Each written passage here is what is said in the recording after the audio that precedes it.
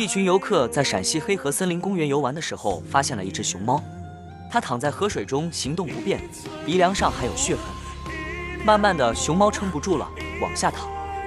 看着熊猫的情况不妙，人们准备过河救助，但是河水湍急，想要过河把100多斤的熊猫带回来，并非易事。过去后，人们发现熊猫的情况比想象中还要糟糕，它已经极度虚脱，已经没有力气支撑身体。他们也不敢惊扰它，只能守在一旁束手无策。熊猫已经无力支撑身体，它躺在河水中。他们尝试用皮带拽起熊猫的头，人们也没有办法把它从河里拖出来。最后，森林公园的工作人员拿来了网，准备用网罩住它，抬它上岸。他们拖住熊猫的头，准备把它弄进网里。在众人的合力下，熊猫被放进网里。河水湍急，石头长满青苔，岸上的人们也下水接应它们。在众人的努力下，熊猫成功被抬到岸上。熊猫神志并不清醒，下半身毫无知觉。人们赶紧把它送往救护中心。它被送往第4军医大学西京医院进行紧急抢救，被确认为雌性，年龄大约6岁左右。通过一系列检查之后，发现它的颅骨、左眼眶、胸部、下肢的髋骨骨盆以及右后腿骨折，全身上下5处严重骨折，它的下肢也完全失去知觉。医生们怀疑这是严重的衰落导致的，很有可能它是从悬崖峭壁上摔到河中的。现场也发现石头上留有它摔下来的时候留下来的斑斑血迹。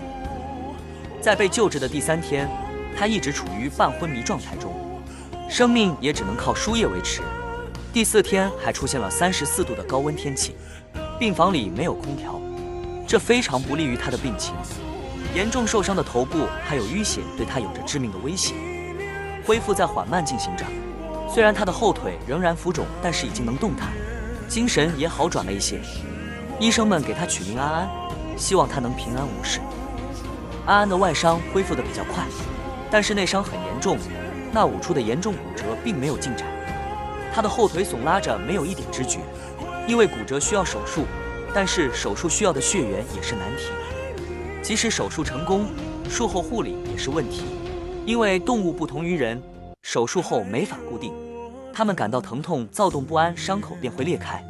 医院此前也为一只熊猫康康做过骨折手术，手术成功，但是康康无法忍受疼痛而去世。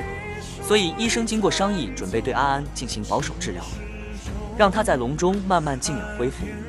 安安非常安静，打针也非常配合，但是这种配合在医生看来并不是好事，这意味着他的下肢毫无知觉。安安食欲很好，精神也不错，但是那双经常以怪异姿势悬挂的双腿很可能已经瘫痪，这也是让医生们最担心的问题。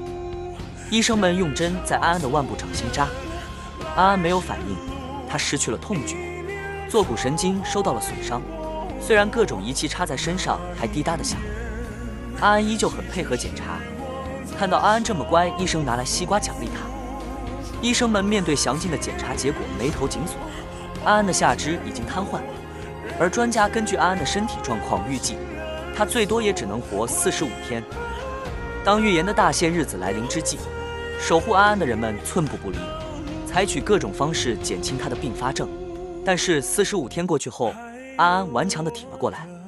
当时把安安救上岸的森林公园工作人员也来看望安安，还给他带来了家乡的竹子。